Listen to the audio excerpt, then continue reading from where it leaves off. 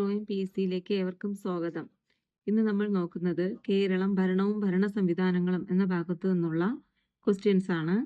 ഇതിൻ്റെ part 1 video ഞാൻ ചെയ്തിട്ടുണ്ട്. ഇത് പാർട്ട് 2 വീഡിയോ ആയിട്ടാണ് ചെയ്യുന്നത്. 5 മാർക്കിനാണ് PSC കേരളം ഭരണവും ഭരണ സംവിധാനങ്ങളും എന്ന ഭാഗത്ത് നിന്ന് ചോദിക്കുന്നത്. വരുന്ന എക്സാമുകൾക്കെല്ലാം ചോദിക്കാൻ സാധ്യതയുള്ള ക്വസ്റ്റ്യൻസ് ആണ്. സ്കിപ്പ് ചെയ്യാതെ മുഴുവനായും വീഡിയോ കാണണേ. ഫസ്റ്റ് ക്വസ്റ്റ്യനിലേക്ക് പോകാം. സംസ്ഥാനത്തെ എല്ലാ വീടുകളിലും ഇന്റർനെറ്റ് കണക്ടിവിറ്റി നൽകാൻ ലക്ഷ്യമിടുന്ന പദ്ധതി K-Phone. സംസ്ഥാനത്തെ എല്ലാ വീടുകളിലും ഇന്റർനെറ്റ് കണക്ടിവിറ്റി നൽകാൻ ലക്ഷ്യമിടുന്ന പദ്ധതി ഏതാണ്? K-Phone. തദ്ദേശ സ്വയംഭരണ സ്ഥാപനങ്ങളിൽ സ്ത്രീകൾക്ക് 50% സംവരണം നൽകാൻ 2010 നിയമനിർമ്മാണം നടത്തിയ സംസ്ഥാനം കേരളം. തദ്ദേശ സ്വയംഭരണ സ്ഥാപനങ്ങളിൽ സ്ത്രീകൾക്ക് 50% സംവരണം നൽകാൻ 2010 നിയമനിർമ്മാണം നടത്തിയ സംസ്ഥാനം ഏതാണ്? കേരളം. ഫോണും ഗതാഗത സൗകര്യങ്ങളും ഇല്ലാത്ത സ്ത്രീകൾക്ക് സേവനങ്ങൾ ലഭ്യമാക്കുന്നതിനായി തപാൽ വകുപ്പുമായി സഹകരിച്ച് നടപ്പാക്കുന്ന പദ്ധതി രക്ഷാദൂത്. ഫോണും ഗതാഗത സൗകര്യങ്ങളും ഇല്ലാത്ത സ്ത്രീകൾക്ക് സേവനങ്ങൾ ലഭ്യമാക്കുന്നതിനായി തപാൽ വകുപ്പുമായി സഹകരിച്ച് നടപ്പാക്കുന്ന പദ്ധതി ഏതാണ്? രക്ഷാദൂത്. ഇതാണ് രക്ഷാദൂത്. കിഫ്ബിയുടെ പൂർണ്ണരൂപം എന്താണ്? KIIFB Kerala infrastructure investment fund board എന്നാണ് കിഫ്ബിയുടെ പൂർണ്ണരൂപം. Kerala infrastructure investment fund board. KIIFB സ്ഥാപിതമായ വർഷം 1999 നവംബർ 11 കിഫ്ബി സ്ഥാപിതമായത്. 1999 നവംബർ 11. നിലവിലെ കിഫ്ബി ചെയർപേഴ്സൺ ആരാണ്? പിണറായി വിജയനാണ്. നിലവിലെ കിഫ്ബി ചെയർപേഴ്സൺ ആരാണ്? പിണറായി വിജയൻ. വിവിധ വകുപ്പുകൾ അനുവദിക്കുന്ന ലൈസൻസുകളും പെർമിറ്റുകളും ലഭ്യമാക്കുന്ന ഏകീകൃത ഓൺലൈൻ പോർട്ടൽ ഏതാണ്? K-Swift ആണ്. വിവിധ വകുപ്പുകൾ അനുവദിക്കുന്ന ലൈസൻസുകളും പെർമിറ്റുകളും ലഭ്യമാക്കുന്ന ഏകീകൃത ഓൺലൈൻ പോർട്ടൽ ഏതാണ്? K-Swift. K-Swift. Life science park സ്ഥിതി ചെയ്യുന്നത് എവിടെയാണ്? തോന്നയ്ക്കൽ. തിരുവനന്തപുരത്ത് തോന്നയ്ക്കലാണ് ലൈഫ് സയൻസ് പാർക്ക് സ്ഥിതി ചെയ്യുന്നത്. വിനോദസഞ്ചാര കേന്ദ്രങ്ങളെ ഭിന്നശേഷി സൗഹൃദമാക്കുന്നതിനുള്ള പ്രവർത്തനങ്ങൾ സജീവമാക്കുന്നതിനുള്ള നയം ബാരിയർ ഫ്രീ ടൂറിസം നയം. എന്താണ്?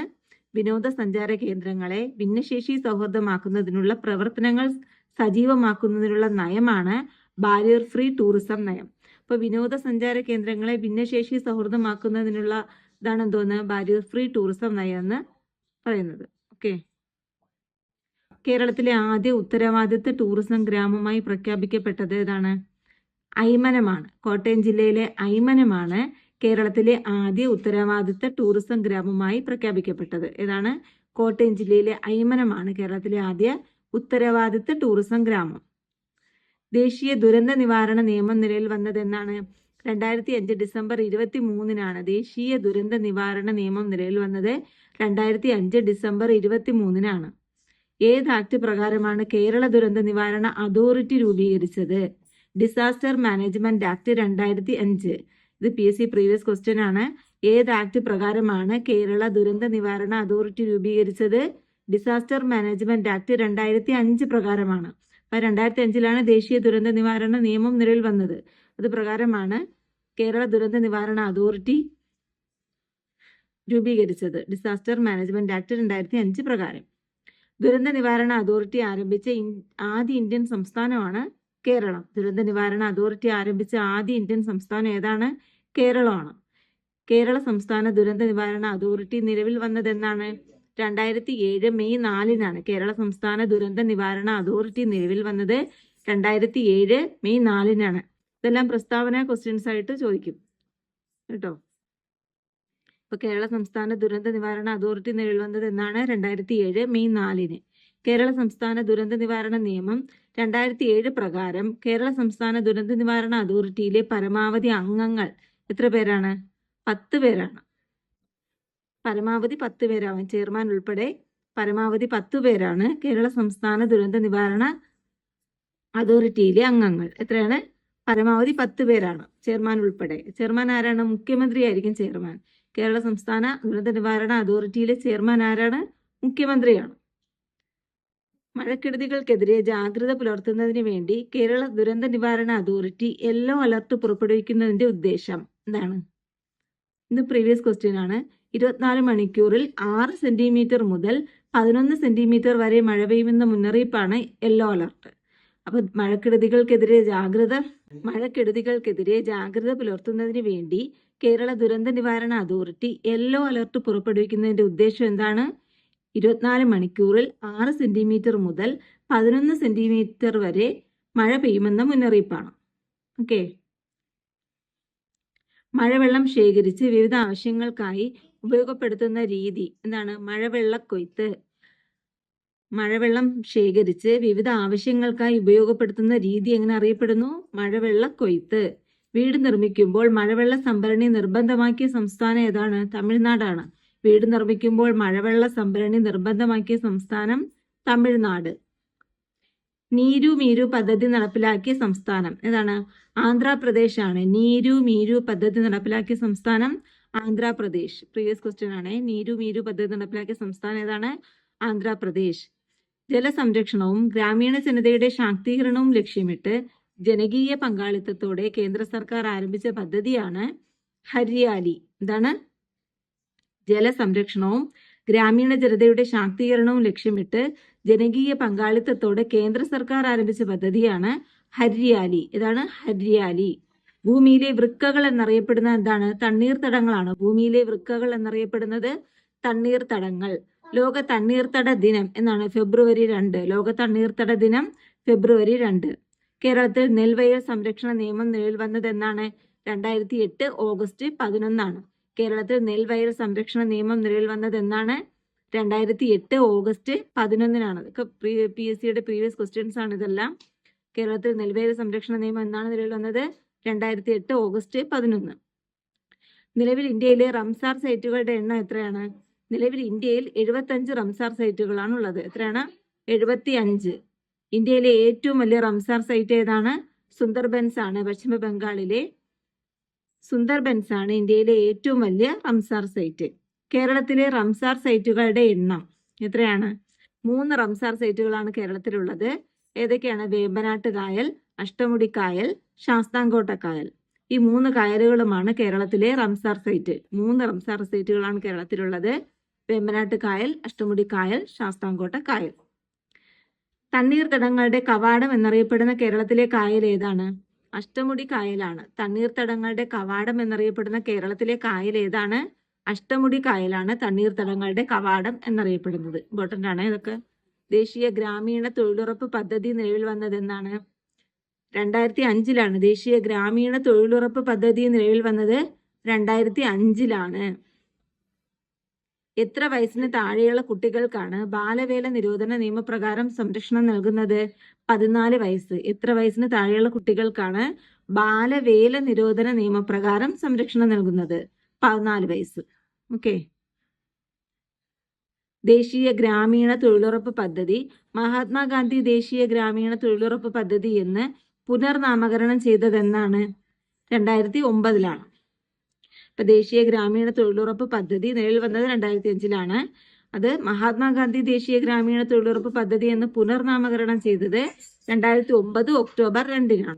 ദേശീയ ഗ്രാമീണ തൊഴിലുറപ്പ് പദ്ധതി ഉദ്ഘാടനം ചെയ്തത് ഇവിടെയാണ്, ആന്ധ്രാപ്രദേശിലെ ബണ്ടിലപ്പള്ളിയിലാണ്. ദേശീയ ഗ്രാമീണ തൊഴിലുറപ്പ് പദ്ധതി ഉദ്ഘാടനം ചെയ്തത് എവിടെയാണ്? ആന്ധ്രാപ്രദേശിലെ ബണ്ടിലപ്പള്ളിയിൽ. ആരാണ്? മൻമോഹൻ സിംഗ് ആണ്. മൻമോഹൻ സിംഗ് ആണ് ആന്ധ്രാപ്രദേശിലെ ബണ്ടിലപ്പള്ളിയിൽ ദേശീയ ഗ്രാമീണ തൊഴിലുറപ്പ് പദ്ധതി ഉദ്ഘാടനം ചെയ്തത്. ദേശീയ ഗ്രാമീണ തൊഴിലുറപ്പ് പദ്ധതി ആദ്യമായി നടപ്പിലാക്കിയ കേരളത്തിലെ ജില്ലകൾ ഏതൊക്കെയാണ്?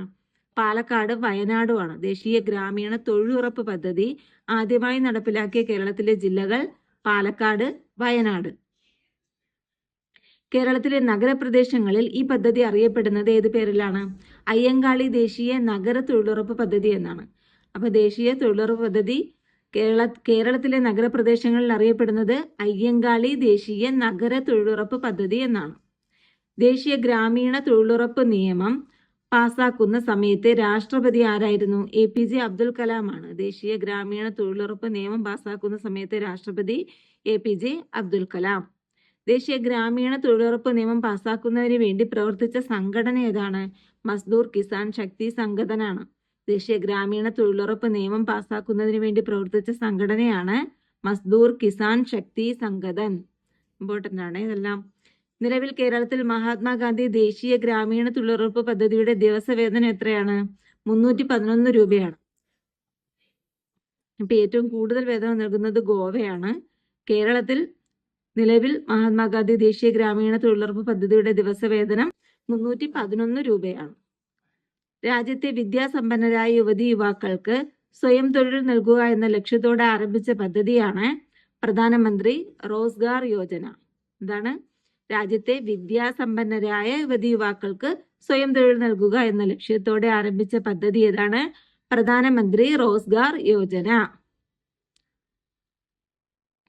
സ്വയം തൊഴിൽ സംരംഭങ്ങൾ സ്ഥാപിക്കുന്നതിലൂടെയോ കൂലി തൊഴിൽ നൽകുന്നതിലൂടെയോ നഗരങ്ങളിലെ തൊഴിൽ രഹിതർക്ക് തൊഴിൽ നൽകുക എന്ന ലക്ഷ്യത്തോടെ ആരംഭിച്ച പദ്ധതി ഏതാണ്? സ്വർണ ജയന്തി ഷഹാരി റോസ്ഗാർ യോജന. അപ്പോൾ ശ്രദ്ധിക്കാനുള്ളത്, നഗരങ്ങളിലെ തൊഴിൽ രഹിതർക്ക് തൊഴിൽ നൽകുക എന്ന ലക്ഷ്യത്തോടെ ആരംഭിച്ചതാണ് സ്വർണ ജയന്തി ഷഹാരി റോസ്ഗാർ യോജന. ഓക്കെ. മറ്റെന്താണ്? രാജ്യത്തെ വിദ്യാസമ്പന്നരായ യുവതി യുവാക്കൾക്ക് സ്വയം തൊഴിൽ നൽകുക എന്ന ലക്ഷ്യത്തോടെയാണ് പ്രധാനമന്ത്രി റോസ്ഗാർ യോജന. എന്നാൽ നഗരങ്ങളിലെ തൊഴിൽ രഹിതർക്ക് തൊഴിൽ നൽകുക എന്ന ലക്ഷ്യത്തോടെ ആരംഭിച്ചതാണ് സ്വർണ ജയന്തി ഷഹാരി റോസ്ഗാർ യോജന. അടുത്ത, ഗ്രാമപ്രദേശങ്ങളിലെ ദാരിദ്ര്യരേഖയ്ക്ക് താഴെയുള്ള കുടുംബങ്ങളിലെ അംഗങ്ങൾക്ക് സ്വയം തൊഴിൽ ഉറപ്പാക്കുന്ന പദ്ധതിയാണ് ഇത് സ്വർണ ജയന്തി ഗ്രാം സ്വരോസ്ഗർ യോജന. അപ്പൊ എന്താണ്? ഗ്രാമപ്രദേശങ്ങളിലെ ദാരിദ്ര്യരേഖയ്ക്ക് താഴെയുള്ള കുടുംബങ്ങളിലെ അംഗങ്ങൾക്ക് സ്വയം തൊഴിൽ ഉറപ്പാക്കുന്ന പദ്ധതി ഏതാണ്? സ്വർണ ജയന്തി ഗ്രാം സ്വരോസ്ഗർ യോജന. അറിപ്പോവല്ലേ മൂന്നും. സ്വാതന്ത്ര്യാനന്തരം ഇന്ത്യയിൽ ഭൂപരിഷ്കരണം നടപ്പാക്കുന്നതുമായി ബന്ധപ്പെട്ട് പശ്ചിമ ബംഗാളിൽ നടന്ന സംഭവമാണ് ഓപ്പറേഷൻ ബാർഗ. അപ്പോൾ ഓപ്പറേഷൻ ബാർഗ എവിടെയാണ് നടന്നത്? പശ്ചിമ ബംഗാളിലാണ്. സ്വാതന്ത്ര്യാനന്തരം ഇന്ത്യയിൽ ഭൂപരിഷ്കരണം നടപ്പാക്കുന്നതുമായി ബന്ധപ്പെട്ട് പശ്ചിമ ബംഗാളിൽ നടന്ന സംഭവമാണ് ഓപ്പറേഷൻ ബാർഗ. സമ്പന്നരിൽ നിന്നും ഭൂമി ദാനമായി സ്വീകരിച്ച് ദരിദ്രർക്ക് സൗജന്യമായി നൽകുക എന്ന ലക്ഷ്യത്തോടെ ആരംഭിച്ച പ്രസ്ഥാനമാണ് ഭൂദാൻ പ്രസ്ഥാനം. സമ്പന്നരിൽ നിന്നും ഭൂമി ദാനമായി സ്വീകരിച്ച് ദരിദ്രർക്ക് സൗജന്യമായി നൽകുക എന്ന ലക്ഷ്യത്തോടെ ആരംഭിച്ച പ്രസ്ഥാനം ഏതാണ്? ഭൂദാൻ പ്രസ്ഥാനം. ഭൂദാൻ പ്രസ്ഥാനം ആരംഭിച്ചത് ആരാണ്? ആചാര്യ വിനോബ ഭാവെ എന്നാണ്. 1951 ഒക്കെ പലതവണ PSC ചോദിച്ച ക്വസ്റ്റ്യൻസ് ആണ്. ഭൂദാൻ പ്രസ്ഥാനം ആരംഭിച്ചത് ആചാര്യ വിനോബ ഭാവെ എന്നാണ്. 1951 ഭൂദാൻ പ്രസ്ഥാനം ആരംഭിച്ച സ്ഥലം എവിടെയാണ്? തെലങ്കാനയിലെ പോച്ചമ്പള്ളിയാണ്. ഭൂദാൻ പ്രസ്ഥാനം ആരംഭിച്ച സ്ഥലം തെലങ്കാനയിലെ പോച്ചമ്പള്ളി. കേരള സർക്കാരിന്റെ ദിശ ഹെൽപ്പ് ലൈൻ നമ്പർ ഏതാണ്? 1056 ആണ്. കേരള സർക്കാരിന്റെ ദിശ ഹെൽപ്പ് ലൈൻ നമ്പർ 1056 1056. പ്രമേഹ വാർദ്ധക്യക്കാർക്ക് ഗ്ലൂക്കോമീറ്റർ സൗജന്യമായി നൽകുന്ന പദ്ധതിയാണ് വയോമധുരം. ഇതാണ് പ്രമേഹ വാർദ്ധക്യക്കാർക്ക് ഗ്ലൂക്കോമീറ്റർ സൗജന്യമായി നൽകുന്ന പദ്ധതി ഏതാണ്? വയോമധുരമാണ്. വയോമധുരം. 65 വയസ്സിന് മുകളിലുള്ള വയോജനങ്ങൾക്ക് ആരോഗ്യ പരിരക്ഷയും പിന്തുണയും നൽകുന്നതിനായി നിലവിൽ വന്ന പദ്ധതിയാണ് വയോമിത്രം. ഇപ്പൊ ഗ്ലൂക്കോമീറ്റർ സൗജന്യമായി നൽകുന്നത് വയോമധുരമാണ്. വയോമിത്രം എന്താണ്? 65 വയസ്സിന് മുകളിലുള്ള വയോജനങ്ങൾക്ക് ആരോഗ്യ പരിരക്ഷയും പിന്തുണയും നൽകുന്നതിനായി നിലവിൽ വന്ന പദ്ധതിയാണ് വയോമിത്രം. മാനസിക രോഗം ഭേദമായിട്ടും ആരും ശുശ്രൂഷിക്കാനില്ലാത്ത നിരാലംബരായി കഴിയുന്നവർക്കുള്ള സ്ഥാപനമാണ് ആശാഭവൻ എന്നാണ്. ഇത് പ്രീവിയസ് ക്വസ്റ്റ്യൻ ആണ്. മാനസിക രോഗം ഭേദമായിട്ടും ആരും ശുശ്രൂഷിക്കാനില്ലാതെ നിരാലംബരായി കഴിയുന്നവർക്കുള്ള സ്ഥാപനം ഏതാണ്? ആശാഭവൻ. ഓക്കെ, പ്രീവിയസ് ക്വസ്റ്റ്യൻ ആണതെല്ലാം. കേരള സംസ്ഥാന രൂപീകരണത്തിന്റെ വജ്ര ജൂബിലി ആഘോഷങ്ങളുടെ ഭാഗമായി കേരള സർക്കാർ ആരംഭിച്ച സമഗ്ര വികസന പദ്ധതി ഇതാണ് നവകേരള മിഷൻ. കേരള സംസ്ഥാന രൂപീകരണത്തിന്റെ വജ്ര ജൂബിലി ആഘോഷങ്ങളുടെ ഭാഗമായി കേരള സർക്കാർ ആരംഭിച്ച സമഗ്ര വികസന പദ്ധതി ഏതാണ്? നവകേരള മിഷൻ. നവകേരള മിഷനുമായി ബന്ധപ്പെട്ട് ആരംഭിച്ച പദ്ധതികൾ ഏതൊക്കെയാണ്? ആർദ്രം, ഹരിത കേരളം, ലൈഫ്, പൊതുവിദ്യാഭ്യാസ സംരക്ഷണ യജ്ഞം. ഇത് 4 നവകേരള മിഷനുമായി ബന്ധപ്പെട്ട് ആരംഭിച്ച പദ്ധതികൾ. അപ്പം നവകേരളം ബന്ധപ്പെട്ട് ആരംഭിച്ച പദ്ധതികളാണ് ആർദ്രം, ഹരിത കേരളം, ലൈഫ്, പൊതുവിദ്യാഭ്യാസ സംരക്ഷണ യജ്ഞം. ആർദ്രം പദ്ധതി എന്താണെന്നറിയാമല്ലോ. ആർദ്രം പദ്ധതി എന്താണ്? ആശുപത്രികൾ ജനസൗഹൃദമാക്കുന്നതിനുള്ള പദ്ധതിയാണ് ആർദ്രം പദ്ധതി. ഓക്കെ, ലൈഫ് എന്താണ്? ലൈഫ് പാർപ്പിടം അല്ലേ? പാർപ്പിട സൗകര്യം കൊടുക്കുക. സൗജന്യമായിട്ട് വീടുകൾ നിർമ്മിച്ചു നൽകുന്ന പദ്ധതിയാണ് ലൈഫ് പദ്ധതി. പൊതുവിദ്യാഭ്യാസ സംരക്ഷണ യജ്ഞത്തിന്റെ ഭാഗമായിട്ടാണ് സ്കൂളുകളെല്ലാം പിന്നെ ഹൈടെക്കുകളാക്കിയത് അല്ലേ? ഹൈടെക് സ്കൂളുകളാക്കിയത്. സ്ത്രീ, അപ്പൊ ഇത് 4 നവകേരള മിഷനുമായി ബന്ധപ്പെട്ട് ആരംഭിച്ച പദ്ധതികളാണ് ഇത് 4. ഓക്കെ, സ്ത്രീ ശാക്തീകരണം, ദാരിദ്ര്യ നിർമ്മാർജ്ജനം എന്നീ ലക്ഷ്യത്തോടെ ആരംഭിച്ച പദ്ധതി ഏതാണ്? കുടുംബശ്രീ പദ്ധതിയാണ്. എന്താണ്? സ്ത്രീ ശാക്തീകരണം, ദാരിദ്ര്യ നിർമ്മാർജ്ജനം എന്നീ ലക്ഷ്യത്തോടെ ആരംഭിച്ച പദ്ധതിയാണ് കുടുംബശ്രീ പദ്ധതി. എന്നാണ് കുടുംബശ്രീ പദ്ധതി നിലനിന്നത്? 1998-ലാണ്. 1998-ലാണ് കുടുംബശ്രീ ആരംഭിച്ചത്. കുടുംബശ്രീ ഉദ്ഘാടനം ചെയ്തത് ആരാണ്? AB വാജ്പേയി ആണ്. മലപ്പുറം ജില്ലയിലാണ് കുടുംബശ്രീ ഉദ്ഘാടനം ചെയ്തത്. ആര്? AB വാജ്പേയി ആണ്. AB വാജ്പേയി ആണ് മലപ്പുറം ജില്ലയിലെ കുടുംബശ്രീ ഉദ്ഘാടനം ചെയ്തത്.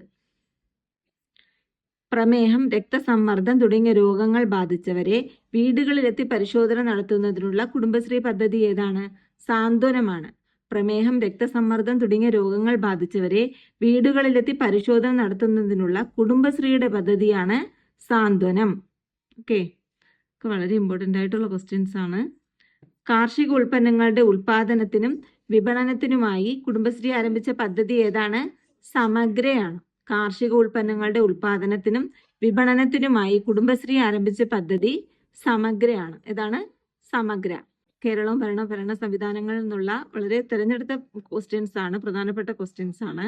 ഇതെല്ലാം PSC ചോദിച്ചിട്ടുള്ള ക്വസ്റ്റ്യൻസ് ആണ്. ഇതെല്ലാം പ്രസ്താവന ക്വസ്റ്റ്യൻസ് ആയിട്ടും എല്ലാം ചോദിച്ചിട്ടുള്ള ക്വസ്റ്റ്യൻസ് ആണ്. അപ്പൊ നന്നായി പഠിക്കുക. വരുന്ന എക്സാമുകൾക്കെല്ലാം നന്നായി പഠിച്ച് എക്സാം എഴുതുക. നിങ്ങൾക്ക് വീഡിയോ കേട്ട് മറ്റുള്ള ജോലികൾ ചെയ്യുമ്പോൾ പോലും വീഡിയോ കേട്ട് പഠിക്കാം. ഓക്കെ, അപ്പോൾ ഇഷ്ടപ്പെട്ടെങ്കിൽ, നിങ്ങൾക്ക് ഉപകാരപ്പെട്ടെങ്കിൽ സബ്സ്ക്രൈബ് ചെയ്തേക്കണേ, ലൈക്ക് ചെയ്യുക, ഷെയർ ചെയ്യുക. Okay, thank you.